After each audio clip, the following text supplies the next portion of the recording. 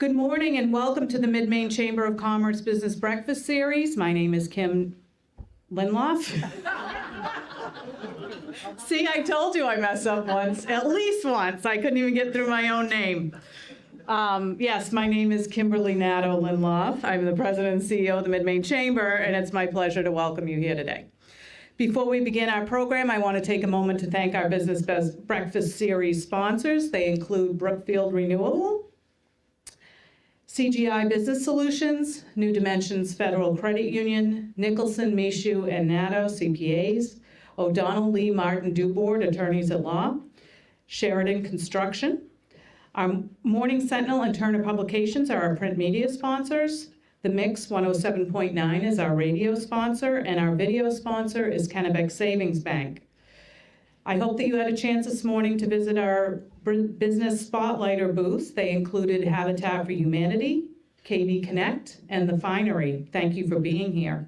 The Finery also owns No Negatives Photography. She did my wedding pictures and she does a great job. Just a little plug there. I want to welcome our new chamber members, CGI Business Solutions, The Finery, Kenneth Cox Construction, Newman Homes, Pine State Code Solutions, Techie Waterville, and Wings Custom Apparel. At this time, I remind you to turn off your cell phones in consideration of our speakers and our guests. And at the end of this, please don't forget to fill out the evaluations that are on your table. The Chamber has a lot of upcoming events, and I'm not going to get into them all because the slides have been running. I hope you'll attend our Business After Hours next week that we're doing with the KV Chamber. It's going to be over at Snow Pond Center for the Arts. We do have a Meet the Reps coming up that you may not have heard of. That's on Monday, April 6th from 5:30 to 7, and we're doing that at the Waterville Historical Society's Reddington Museum on Silver Street. Sean Wallace, who is he's the big cheese. He's the North America SAPI president, if you will. And he's going to come and talk about the dam issue. And its potential impact on SAPI if that dam is removed, specifically the Shawmut Dam. So we invite you to come. It's free. It's open to the public. There'll be heavy hors d'oeuvres and beverages. We have a leadership luncheon coming up with Linda Ball from Central Maine Power. Our annual awards ceremony brochures are on the front if you haven't registered for that. It does always sell out, so we would encourage you to get in now. And we have our business-to-business showcase happening from noon to 6 at Thomas College on May 28th. And of course, our next business breakfast is a month from today right here, featuring Sean Packard from Red Claw Media. He'll be talking about AI. One of the business spotlighters today was KB Connect. And KB Connect is a group of young professionals, rising professionals in our region. It is part of the Chamber. It's a network of rising professionals from across industries who are passionate about making Central Maine the best place to live, work, and play. Through networking, professional development, volunteer opportunities, and community experiences, KB Connect helps rising professionals build relationships, grow as leaders, and become more engaged in the region. For employers, it's a great way for you to support your emerging leaders. And for rising professionals, it's an opportunity to expand your network, build friendships, and find your place in the community. If you're a rising professional or know or work alongside one, we have them here. We'd like to encourage you to get involved with KB Connect. Some of us are getting tired. We've been leading for a while. My 25th anniversary is in May, and we need to train up the next generation that's going to replace us. And so I would encourage you. I know sometimes it's hard in different occupations, but if you don't give that young professional the hour and a half to go to the leadership luncheon or to come to this business breakfast, then they're going to be ill-equipped to replace you. So you need to make the accommodation in your businesses to let your young professionals, network and be part of these events and learn. So we invite everybody to attend an event, connect with a member of the steering committee. If you're here this morning and you're a KB Connector, please raise your hand. Yeah, so talk to any one of those. And if you want to learn more discreetly, you can go to kvconnect.org, our website. You can go to Facebook, Instagram, LinkedIn. We think that getting connected is one of the best ways to invest in the future of our workforce and our community. So again, we encourage you to get involved or to let your employees get involved. At this time, I am going to introduce Martha. Martha is with Allen Insurance and Financial. She's the treasurer of the Mid-Maine Chamber, and she's going to introduce our panel this morning.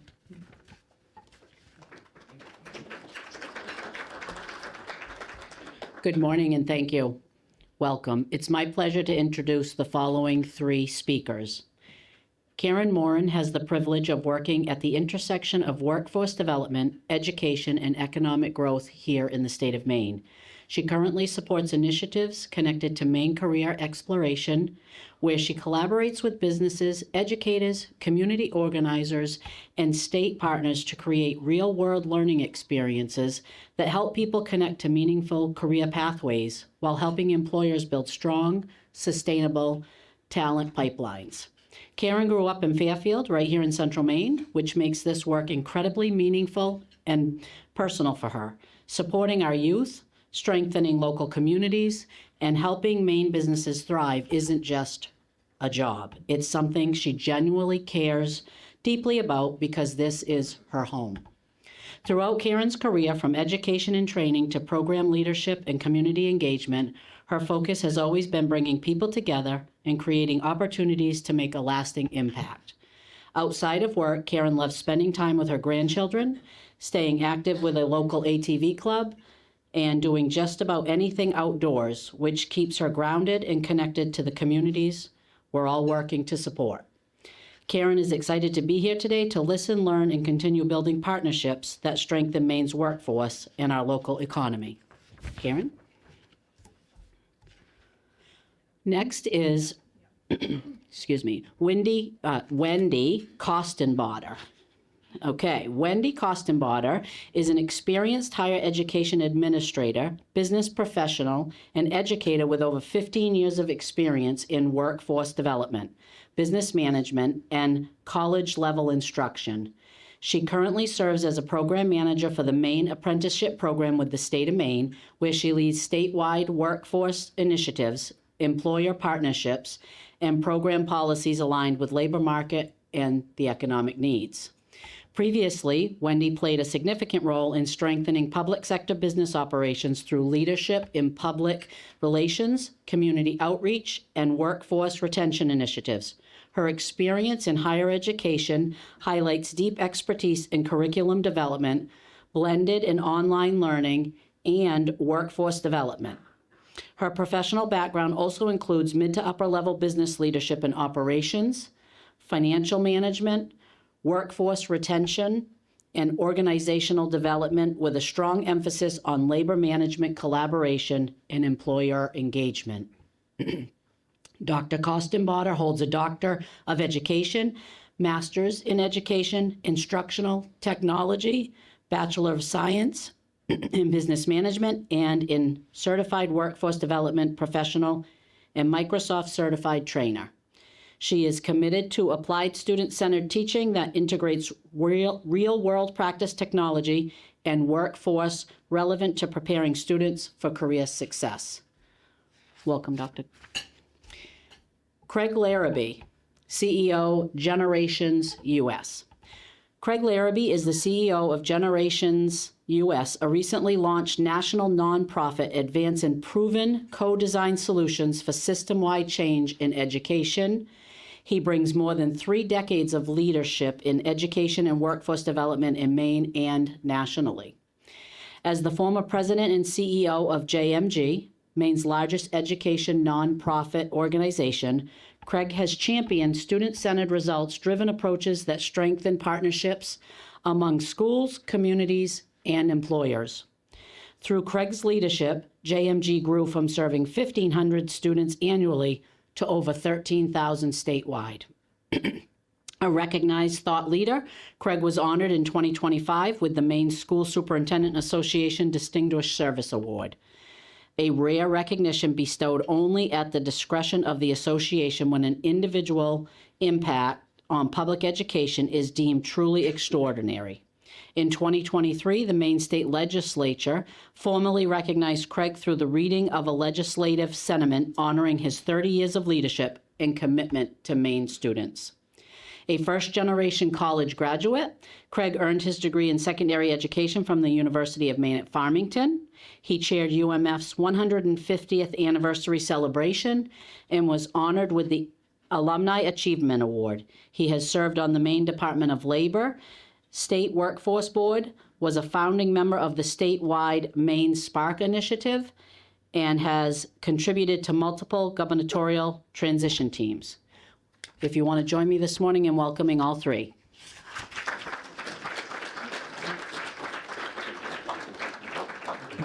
Thank you, Martha. We're going to start with Craig. We're going to do age before beauty. I can say that because he's younger than I am.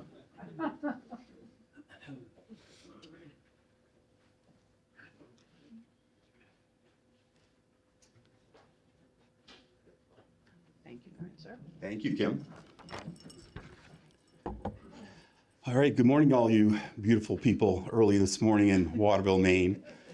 Thank you for that wonderful introduction.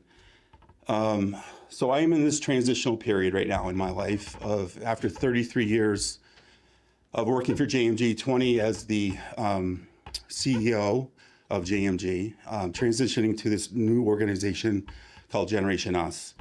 But before I get into that, I just want to talk just to you for a few minutes about JMG. How do I say this? The passion of JMG, of working with kids, all of the support that we've been getting throughout the year, throughout all of these years, and specifically in the greater Waterville area. How many of you have been affiliated or know something about JMG? I think that says it all right there. When we think about our kids and we think about our future as a state and the connection that we need to make with our young people to make sure that they become productive citizens is really at the heart of what JMG is all about. But it takes a caring people like Victor, everybody who doesn't know Victor, it takes people like Victor and Matt Gilley and others that really want to make a difference for these young people and get them on their path. So serving over 140,000 young people in the last 33 years, 70% of those kids coming from disadvantaged families, economically disadvantaged families, students that are in foster care, students that really have potential, but they need some additional support. But that support through our JMG specialists, and then the JMG specialists working with the community to create these unique, non-traditional learning opportunities is really why the JMG program has been so effective. So think about this for a second. These students, some of them have some significant barriers, but 6 years later after graduating from high school, they're making 16% more than the general population of 22-year-olds. So the network is critically important, and things like the Mid-Maine Chamber support, people that mentor our young people while they're still in school. As you can probably see, I just have a hard time talking. I get a little bit emotional about the success of this organization and realizing it wasn't just me, it wasn't just one specialist, it was really the governors of the state, the Maine State Legislature, the business community, the school departments, all pulling in the same direction to say, you know what, we need to make sure that every single student in our state gets an opportunity to be successful. And for JMG to be part of that message and part of that direction, if you will, is just really it's been a blessing to be a part of this organization, be part of JMG. So as I have moved on to this new organization called Generation Us, and I'll back up just one quick second. JMG's funding has come from the legislature, the governor's office, private sector. Over $180 million has been invested in JMG in the last 20 years from the private sector. That's incredibly amazing for the private sector to see the importance of not only investing in JMG, but getting into our classrooms, getting involved, creating unique learning opportunities for young people. We were blessed to work with Karen and her team with the Maine Career Exploration Badge program of getting 40-hour paid work experiences. Over 5,700 JMG students have participated in that in the last 3 years. And that is just, it takes logistics. Think about what it would take to get over 5,000 young people throughout the state of Maine, the logistics behind that, and how the JMG team and its network were able to make that happen. It's just really, really remarkable. So what is this Generation Us piece, and what does that mean for the state of Maine? We had to create Generation Us as a partnering organization because when the legislature created JMG, it was along the lines of, it's a certain model where you have a victor in front of a bunch of students in a classroom. There was limitations in terms of what that model could look like. So we had to create this other organization. We call it Generation Us. It's going to take all of us. And it gives more flexibility in terms of what we can provide for services to kids, to parents, and to school districts throughout the state of Maine. Recently, Generation Us was awarded a national grant from Digital Promise Global, along with a couple of other major national foundations. And I'm very, very proud, and I hope all of you are very proud of this. We created the first in the nation 6th through 12th grade competency to credential framework. And why is that important? As we look to strengthen our school districts and we look to strengthen the value proposition of education and getting more kids prepared for the workforce, the world is kind of shifting a little bit. We're getting into understanding the skills-based economy. And there's a lot of things going on nationally right now when it relates to a skill-based economy and how we provide, let's say, a more direct experience for young people to understand what jobs there are in their communities or in their state and connect pathways for them in a more legitimate or more formal way. We're not looking to mess with the Carnegie unit of creating a Carnegie unit that leads to academic credit that leads to a diploma. What we're looking to do is to enhance that or strengthen that by offering students the opportunity to have a portfolio of credentials. These credentials that we're looking at the high school level are in digital literacy, entrepreneurial mindset, financial literacy, job and career readiness, leadership development, multicultural foundations, pathway navigation, and personal growth. These are all, these are all critical in terms of preparing young people for their future, and they're connected to the workforce. In fact, all of these credentials were vetted and created and helped, the business community helped us develop these credentials. So the voice of the business community, the voice of higher education, the voice of public education, K through 12, parents, students were all involved in developing these credentials. The uniqueness of these credentials, when they're awarded, when a student gets these credentials while they're still in high school, they get what's called a digital badge. And within that digital badge, there's metadata. The metadata is what the competencies those students learned in getting that credential, and those are verified by the business community and higher education in our state. So they get this digital badge that they can take with them. And what we're learning across the country right now is that companies, large and small, higher educational institutions are now using AI to scan digital badging as they're making their decisions on who's going to get into school or who's going to get an interview for a job. This is very much cutting edge, and to say that Maine can be a part of this process and can help lead this process is really remarkable. So we're piloting these digital badges right now in over 90 Maine high schools and over 40 middle schools in our state. It starts as early as the 6th grade and goes all the way through 12th grade. We call them skill builders at the middle school level, and then micro-credentials that fold into credentials at the high school level. When the Harold Alfond Foundation decided to make a donation of $10.4 million to JMG and bring the JMG specialists to all of the campuses at the community college level and at the university level, it was based on a data set and looking at that data set. And it said that when kids in the JMG program graduated, about 50% of them are going on to higher education, but the retention rate was not good. So for the Alphons to decide, you know what, we can put more resources at our community college system, work with our community college system and our university system in a different way, and provide that very critical roadway or handoff of a relationship from a JMG specialist to a college specialist, it has made a tremendous difference.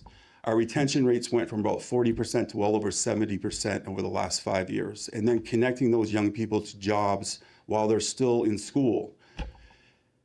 This world is no longer about 2- and 4-year degrees. It is, the higher education world is going to a credentialing system, but we're not necessarily having that conversation with our kids in high school or in middle school.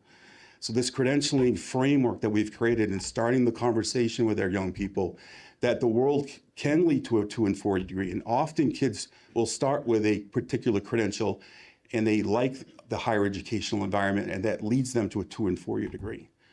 I'm very proud to say that the university system and the Maine Community College system has signed off on giving prior learning credit for students that are going to be attaining these high school credentials.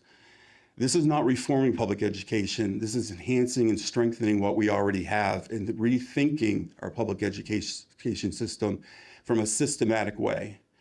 And for Maine to be leading this work, and through Generation Us, we're in the process of attracting about $20 million national funds through national foundations to be able to make this work become reality in our state and be the leader in the state, in the nation to make this happen, specifically in rural schools. And again, it's all about equity. It's all about giving young people every opportunity to be successful, no matter where you come from in life.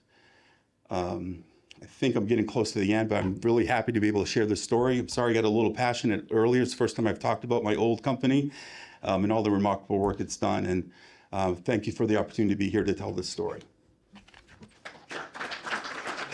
Frank, can you say your comment? Yeah. Wendy, would you like to go next? Sure.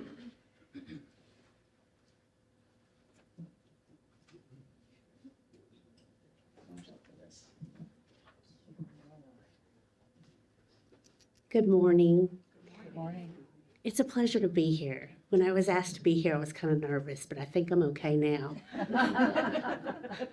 I think this is a great introduction from what was just shared with us into what we do in the apprenticeship program. So my name is Wendy Kostenbauer. I am the program manager with the Maine Apprenticeship Program, and I see a lot of familiar faces, and I think this is a great way to talk about youth in apprenticeship, and especially about connecting the dots in Maine for our workforce.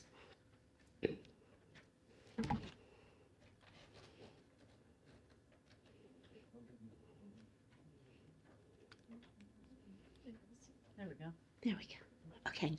So when we think about what's needed in the workforce, these are some questions that we always ask.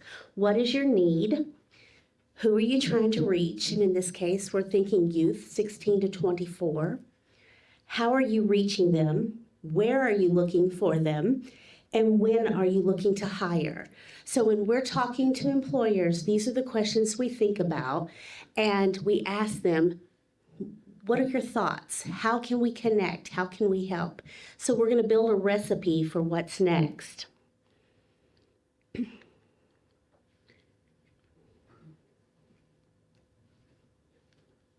I want to share this little video with you because last year we did a great campaign for our youth in apprenticeship, and this is one of the highlights with our aquaculture apprenticeship.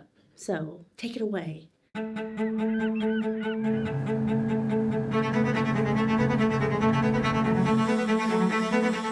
The apprentice program is learning while doing. Also acknowledging that people can't learn while they do with no money. Providing them a position that's got full pay, full benefits, that allows them to go to a classroom and learn the theory of things, and then go to work the next day and actually practice those things on a day-in and day-out basis. We've done a lot of work with employers in some of the more typical trades positions, but we've also been having conversations about apprenticeship for white-collar jobs with financial institutions, with insurance companies, to help build out those programs for those industries that desperately need it, but also to change the conversation around what apprenticeship can look like and where it can go and transform in the future. It's going to be attractive to those that are looking for job opportunities when they see companies that do make the investment in workforce development, when they see companies that do have a pathway to learn and grow and earn a paycheck while doing so. If you've got a team and you're investing in their development and their growth, they're going to add value to that organization that much faster. Right? You're setting them up for success, and really everyone wins. I wanted to go from having a job that paid my bills to having a passion and a career that really would take me places. I was looking for something that wasn't just like a standard deckhand position, and I found this apprenticeship program that seemed to have a lot of room for growth. You get to learn more. I applied for that, landed at Ferta Farms. So Matt is great because he grew up in Maine, he knows the water, so he's got a solid base. It's been a learning experience for him, for me as well. This summer, I was able to hand a lot of the day-to-day management of crew. He's been extremely reliable. It gives me the time and space I need to work on growing the business.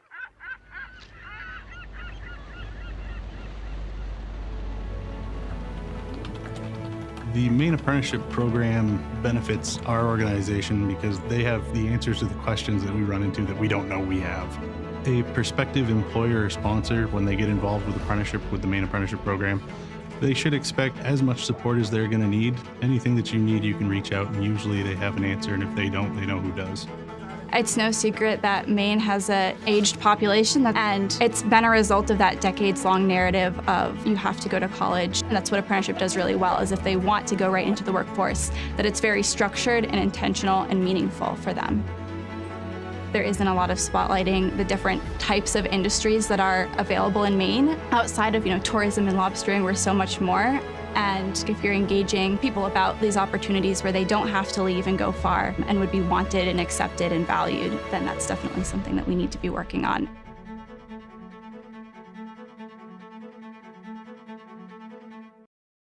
We're kind of proud of that video.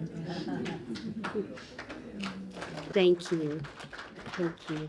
I think that video speaks volumes of the life in Maine. I don't know if you can tell or not, I'm not from here. I'm from away, but that's okay. I love the passion that lives here, which drew my family here, and the passion behind the apprenticeship program that helps build opportunities for young people. So what is apprenticeship? And oftentimes in my conversations, I get to hear internship versus apprenticeship. How is it different? It's very different, okay? An internship often leads students to a place that they're training for the occupation they went to school for, and they have debt that goes with that. Where apprenticeship allows a person to go into an on-the-job learning environment that's structured and mentored with little to no debt. So there's a big difference. I keep forgetting I have to, okay? So why registered apprenticeship? It's industry-led, and how many of you are in the industries? There's a few hands, okay? I would like to speak to you after the show, please. We're structured on-the-job learning. We have mentorship, supplemental education. A structured mentorship has a minimum of 144 hours and 2,000 on-the-job hours. That's equal to 1 year and 3 college courses. Oh, I see some eyebrows lifting. I didn't know it was that simple. There's some benefits for the employer. And one of the greatest benefits that I can share with you is you get to train that person. You get to create how that person is going to be trained. You retain them. There's a 90% retention rate in apprenticeship. That's a significant number when we think about hiring and our workforce and who stays and who goes. That's a big number. So we customize the training to your needs. We don't meet with you and say, this is what we think you need. We meet with you and say, what is your need and how can we help you build that? The benefits for the apprentices are just as great as the employer. Increased skills, and the biggest one I think is the paycheck. How many times have you thought to yourself or your kids and you say, what are you going to do for a living? What are you doing after you graduate from high school? How are you going to earn a living? And the apprenticeship model is a great tool to get those kids there that aren't sure. And I can share with you, after 20 years in higher education and seeing traditional and non-traditional students come through the door saying, I don't know what I want to be when I grow up. And then they say, I'm going to give college a break. I want to go to work. And then 10, 15 years later, they come back and say, I need some training. This is a great way to explore different options rather than take on that debt. It's not just the construction and the plumbers and the electricians. Apprenticeship fits many fields. And these are just a few that I shared on this screen. So these are not limited to energy, construction, transportation, information technology. Who uses a computer at work? None of you, right?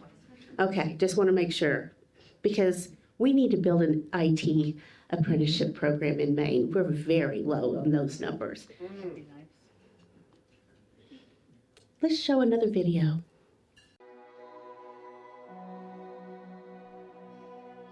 I've been on both sides of the apprenticeship process as an apprentice and as the training director. As an apprentice, I know that it was a great opportunity and a great experience to go through the program and have it all laid out for me to have a successful career. And on the sponsor side of things, I know that it's a great opportunity for us to be able to grow our workforce as well as have control on the training portion to make sure that we are training the future that we need in the field. My name is George Howe. I'm the training director for the Augusta Electrical JTC and IBW Local 1253. IBW Local 1253 itself actually just celebrated its 75th anniversary. The apprenticeship program has been around for over 50 years. Since I began as training director, we had already been working with the Maine Apprenticeship Program. They've been great to work for. Any support that I needed when I first started out, I always had somebody to reach out to. So our membership does a multitude of different jobs. We mostly do commercial and industrial electrical. So that could be anything from working in the mill to working on brand new hospitals, colleges, renovations, power generation, all kinds of different projects that our contractors do. About 5 years ago, we had 32 apprentices, and that was enough for what our contractors needed. We're at about 130 registered right now, and the goal is to do more training and hopefully have a bigger workforce going forward. We could use a lot more licensed electricians in the state of Maine for all the projects that are happening. So when we develop an apprenticeship, you heard me say earlier, we don't build it on what we want you to have, we build it on what your need is. In front of you is what we call a schedule of work. And you'll see this document when we talk with you. We say, oh, we're going to send you a document that's called a schedule of work. We're going to build a curriculum. That's where this starts. I like to call it a recipe, because sometimes you need to add a little more of this, take away some of that, maybe add another of this, and stir it all together and see if it fits. Maybe it doesn't fit, and we can come back to this and say, let's add more of this and less of that, and then we have a program. So when we talk to you, we create this curriculum, if you will, that is applicable to your environment, to your occupation. This is where the 144 and the 2,000 hours come in. So an apprentice must have a minimum of 144 hours of related technical instruction,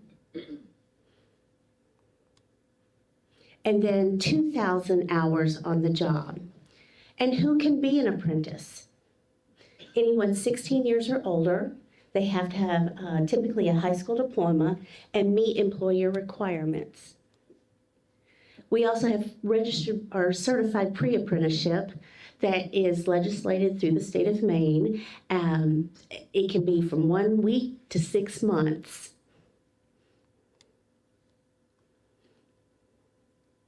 I'm going to go through these a little quicker because I'm told I have 5 minutes left. Okay, some great apprenticeship programs have some common elements. Matching skills, linking requirements in career industries. For the last few years, we've had significant growth in the apprenticeship program. In 2019, 757 registered apprentices, up to 2025, where we had 1,591. You will find that in our annual report on our webpage as well, maineapprenticeship.gov. Our benefits of youth apprenticeship is skill development, economic opportunities, and increased participation. And I just want to link that back to our morning conversation previously on how your youth are linking to credentials. So we have multiple programs that will exist or that do exist, and we're glad to have conversation about those. And we're going to skip through this one, which is my favorite. But this one talks about our education apprenticeship, and I'm really happy to talk to you about this one. There is a little bit of funding that's tied to apprenticeship, and I'm more than happy to speak to you in depth about that, but we don't want that to be the highlight of why we have apprenticeships.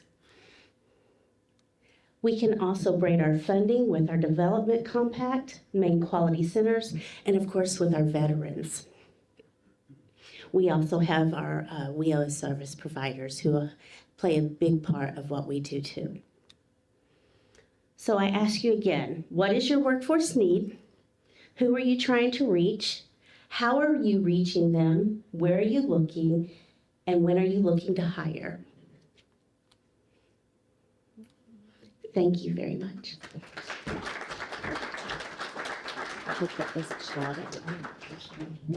Thank you. Okay, and last but not least, we have Karen Warren. Karen. Good morning again. I would be remiss not to say before I got up here, Kim was like, make sure you speak into the fuzzy speaker. Make sure you speak into this speaker. Don't forget, you got to point the clicker at the computer and don't trip over the cord when you get here. And I'm like, oh my God, that's a lot. It's a lot. Good morning. As you know, and you heard in my introduction, I did grow up in this area. And when I had the opportunity to be presented with this career path of mine, being the program manager of Maine Career Explorations, I was like, wow, you know what? This is right up my alley. So getting to do this, I put a few notes down. So I was asking my granddaughter, who's 5, yesterday, what do you want to do when you get older? I mean, it's not too late. You heard Craig talk about middle schoolers, and, you know, we probably should be starting, you know, talking about careers with people when they are 5. So I said, what do you plan on doing? And she had drawn a picture of her laying on a couch. And I said, what are you going to be doing when you're 100? And she said, I'm going to be laying on the couch taking a nap. I said, great. I said, but, you know, coming back to that, most young people don't want to be thinking about taking a nap. You know, I've heard, prior to taking this job, I've heard young people, they just don't want to work. Not true. You heard the numbers with JMG, all of those youth, thousands of kids, youth. I call, oh my God, anybody under 30 is a kid to me, so I apologize. I wanted to say one of the things, one of my youth people, and I wanted to quote it, most adults tell young people to follow their dreams. But when we expect them to pick a career at 17 without ever seeing what these careers actually look like, and that hit home to me when I was thinking about it. So what is the Maine Career Exploration? Here we are. So it was a program that was funded through ARPA funds, started in 2021. I've been on the job for about 1.5 years right now. And I was like, wow, so what's the excitement of this? Well, the state of Maine, we contracted with community-based organizations, the Department of Education, and we've supported extended learning opportunities in high schools with extended learning opportunity coordinators through Department of Education, JMG, their micro-credentials, their Maine Career Exploration badge. And we contracted with 5 different community-based organizations ranging from York County all the way up to Aroostook County. So we kind of went and looked at what can we do to help youth and how can we make Maine a stronger place? Because ideally, are we hearing all the time, we're having a hard time as a business hiring somebody. We can't find employees to stay. Everybody wants to leave. I'll tell you, my daughter was one of those youth who said, when I graduate college, I'm out of here, I'm gone. She went to California, spent 5 years there. Where is she now? Waterville, Maine. So I really believe in our youth a lot in this state and what Maine Career Explorations does. And you don't have to be one of our contracted partners to take advantage of this program. And let me see, I probably can't click and talk and think at the same time. So Kim. I got you. So, thank you. So what Maine Career Explorations does is for 16 to 24-year-olds. And maybe not completely politically correct to say, I haven't thought of a better way of framing it, but the only box we have to check with these youth to pay them up to 75 hours at minimum wage is you just have to be able to receive that money and live in the state of Maine. So you don't have to hit a certain demographic or, it's open to anybody, 16 to 24-year-olds. And we pay up to 75 hours. We contract with Manpower. So Manpower does our payroll. They do the timesheet with the youth. And there are two, and for all of you that have businesses that are considering, they cover the liability for the business. So it's a complete win-win. And when you go on next, these are the type of work experience that qualify. And getting back to Manpower a little bit there, basically for the youth, when they want to do a particular program, the business or the entity that is supporting the youth fills out an onboarding survey on our website. And I went and timed this, just so you know, takes 4 minutes. Who doesn't have 4 minutes? While we take care of all the other paperwork, which is the I-9, the application, the W-4, payroll, timesheets. What the business or entity has to commit to is being a mentor. You can take one youth, you can take multiple youth. And some of the things that we found, Wendy, we'll be talking. We could help you with apprenticeships. So these are some of the things that paid working examples are, but I'd like to talk a little bit about some of the youth that have gone through this. So looking at numbers, we were calculating numbers between JMG, between Department of Education and just youth going through and community-based organizations.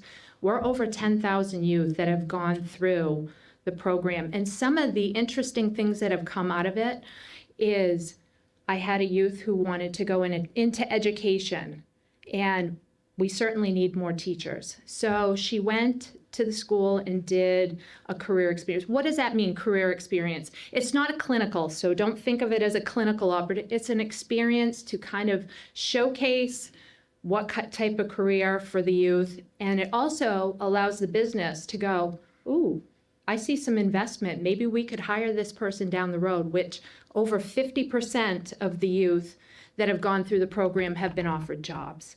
So what are we all saying in Maine? We need taxpayers, right? So we want to keep our people here. So super important. Next, please. So again, it's no cost to the business. Manpower, business can, so how do you get youth? If you have a youth in mind, contact me and we can get them rolling. If you don't have a youth in mind, we have quite a network out there of educators, like I said, throughout the state of Maine, and we can post an opportunity and we can help you find youth. Thinking of some of the people that have used Maine Career Explorations program in this area, the Chamber. The Chamber has taken on a youth, and Three. And would you say it's been a good experience for you? Fantastic. So we have had for those in business that would be considering this, we've had no incidences at all with any youth or any issues that required any litigious things. So I have so many thoughts in my mind, so bear with me. I'm like, tell them this, and Wendy's like, it's an appetizer, Karen, just, make them hungry for the next course. I'm like, okay, I'll try to do my best. But a couple of youth that I had that worked in this, 10 that I had last summer that worked in this program, and some of you here in this audience I've worked with, you've heard my spiel before, you've been great friendships with me. But I had 10 go down to Portland and work for a company for 75 hours, each of them. And what the youth learned was they were all interested in accounting and marketing. And all 10 of them came out of there with a different mindset. One wanted to actually be an entrepreneur. One of them said, not for me, not for me. And So what happened was they got to experience what the workforce looked like. They learned skills that are not being taught necessarily. I mean, we all can sit in a classroom, learn the skills, but until you're on that job, you're not picking up those skills or the nuances of how to behave, how to talk on the phone, what kind of things. So the company down there were so impressed with the youth in Maine that they let them sit in on an acquisition of another company. And they actually asked the youth, what do you think? What's our next move? What should we do? And all of these youth got offered shares in the new company. So they walked away. It was a great benefit to the business. They got to see how our Mainers, we have a good work ethic still. We really do. And two, these kids came away with some shares in a company and a renewed interest in like, wow, I can really do this, because no matter, what we think or not, COVID really did a number on a bunch of youth in this community. They've lost a lot of communication skills, in-person skills, and I found this program in between all of our partners. Amazing things are being done. So you can see I highlighted everything on the screen. So if people are interested in this PowerPoint, you can just click on it. It will take you to all the links and show you how to sign up. So people say to me, so what's in it for a business? Well, for businesses, hosting young people isn't just a nice thing to do. It's a smart workforce strategy. Employers get early access to emerging talent. They get to help shape the workplace skills and the communication skills, and they build a pipeline for future employees. Many employers have told me they get to see the potential long before a resume ever lands on their desk. And so they get to experience. Somebody said to me when I was meeting with a business, they're like, this is kind of a no-brainer. This is kind of a no-risk opportunity. I'm having a hard time finding people to come here, and we're helping the youth. And why pay youth? People are like, why pay youth? So we pay minimum wage. What we have found is it levels the playing field. It allows, I've heard youth who have helped pay for their parents' oil bill. I've heard youth have gas money. We always complain about transportation in this state. So it really levels the playing field, and I've never had a youth not show up to work. Once they were getting paid, they were showing up and they were doing their time. Next, is that it? That's it. That's it. All right. Thank you. So does anyone have any questions for Greg or Wendy or Karen? Karen, how many hours was it that you pay? Up to 75. 75, okay. Yep. Yeah, we did apparently 3. I'm not in the office much.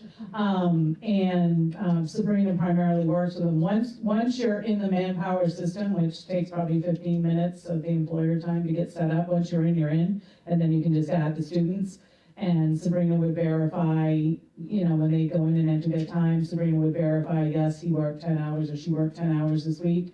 And, they get paid. And, all you have to do is click yes. I mean, it's that simple. It's very basic, very easy. Erin? Thanks.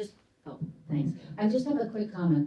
There is a public workforce system in Maine that is funded through the Workforce Innovation and Opportunity Act, and there's 16 partners that can all work together to solve these problems. So I represent the old 1D, and I know we've helped JMG students who are leaving and want to go on to post-secondary. We've paid for that training.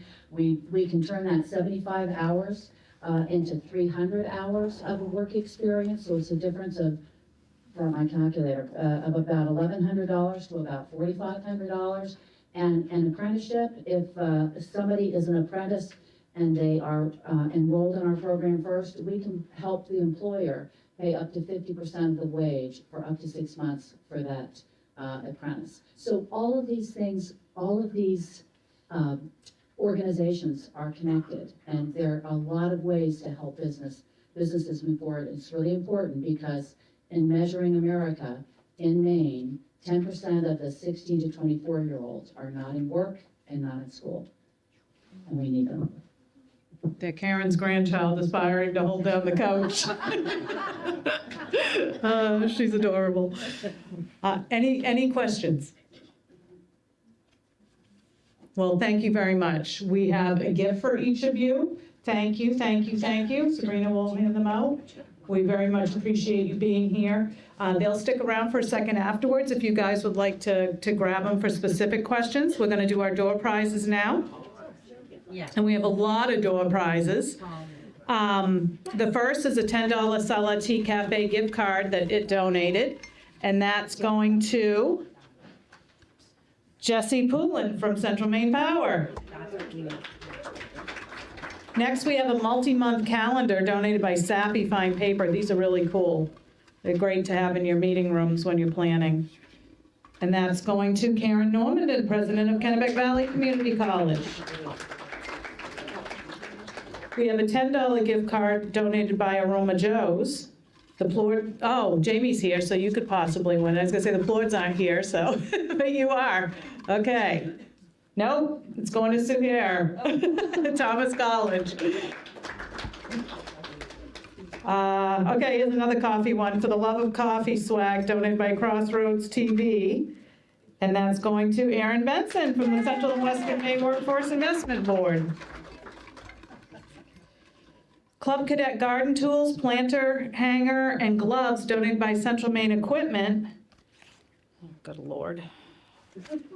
And that's going to Tanya Gross from the town of Winslow. We have a $35 insulated KB Connect bag, t-shirt, mugs, coffee, chocolate, and more donated by KB Connect, our young professionals group. And that's going to Mike Gallagher from CGI Business Solutions.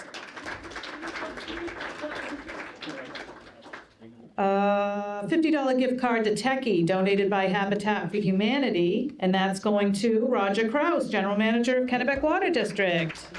It's a lucky table. Okay, Kathy. Kathy, well, you haven't won yet either, have you? Let's see. Another $35 insulated KB Connect bag, t-shirt, mugs, coffee, chocolate, and more donated by KB Connect.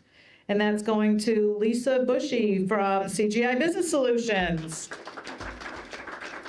They're a new sponsor, and I didn't plan it this way. We have a floral arrangement donated by the Robin's Nest. No? I have that one too. That's fine. Yeah, I was gonna do them in, yeah. Floral arrangement donated by, whoops, wrong side, by the Robin's Nest, and that's going to Dylan Copeland from Sheridan. And our big one is a $100 gift card to the Finery, donated by the Finery.